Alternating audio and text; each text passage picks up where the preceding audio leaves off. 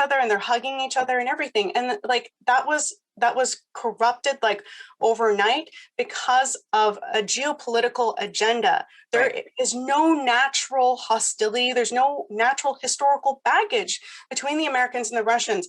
The friendship was sabotaged because they don't want the Americans and the Russians to get together because it would threaten this sort of operation, this one world government that they want to have online. If you have the Americans and the Russians working together, they can't have that. So the Americans, I think, are waking up to this. And what's going on right now is that the present economic system is going to crash, and they know this, and they want to have everybody on the ship as it's sinking. But Russia and China are not on the ship. And this is a problem because they're not going to be able to have full control if Russia and China are like, I'm not getting on that ship. And it's like, no, it's not sinking. It's fine. Don't worry about it. And I think like, I'm pretty sure it's sinking. And so now there's been recent talks that they want to set up an independent international monetary and financial system. Now, knowing Russia and China, they are not going to be vindictive. Everyone is going to be invited to come online to this. And that's where the threat is. And that's why they want, in particular, Europe and the United States not to get into this. And that's part of the reason why I believe there was this very bombastic provocations with Russia and Ukraine to get the Europeans, to get the Americans to again, revive their hatred of Russians, which has never been justified ever, so that there is this economic partition. But Russia and China are going to be successful in this alternate international monetary system. And if the Europeans and the Americans and the Canadians and so forth are wise, they will join this. But most of the world is on board with that because guess what? Most of the world has gone through brutal colonialism, directly and indirectly through the IMF and the World Bank policies and everything. Nobody wants this crap anymore. And Sergei Glaziev is leading this initiative.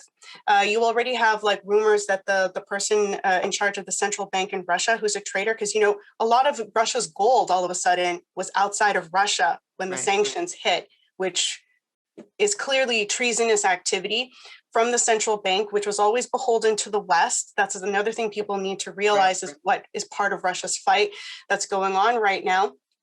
And I also saw like $200 billion of Russian money is in Switzerland.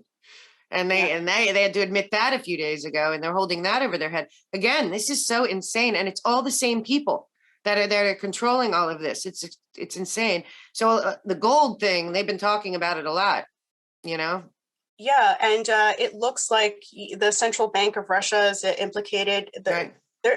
They're cleaning house right now in Russia in many ways. They're denazifying, deliberalizing. They're cleaning house all over the place. And part of that too is their economic system. They want to take back their economic system because the perestroika thing was a parasite that was living in Russia up until this point. And they're finally going to flush it. And China supporting Russia economically right now, financially right now, is allowing them to disengage from this parasite and come on board to something that can actually allow their economy to grow and be sovereign. And I think another important point is that, when Trump was president, there was a very important US-China deal that was supposed to go ahead in January 2020, and it was going to amount to something like $350 billion of US finished goods were going to be purchased by China as part of a multi-phase program. And that's when COVID hit from a biolab in Wuhan, China, which has US funding and has US directives involved in this. And George Soros himself, who also, he has, NGOs all over the place. He has a Renaissance program that's been in Ukraine for a very, very long time. And he even publicly said they played a prominent role during the 2014 situation. But George Soros said the two greatest threats to his open society were Trump's USA and Xi's China at the time. And now now he just wrote an op-ed that we have to destroy Russia and China in order to keep the world order. I mean, he just wrote it like 3 days ago. Yeah. If that's even him. It's like, why do we want that world order? It's not in the interest of anybody for that world order. Yeah, I know. And the parasite that you're talking about, quite honestly, is in America. And the American people have no idea that the Fed and all that, it's all owned by the same people. It's not an American institution. It's not owned by us. Our tax dollars are not paid to us.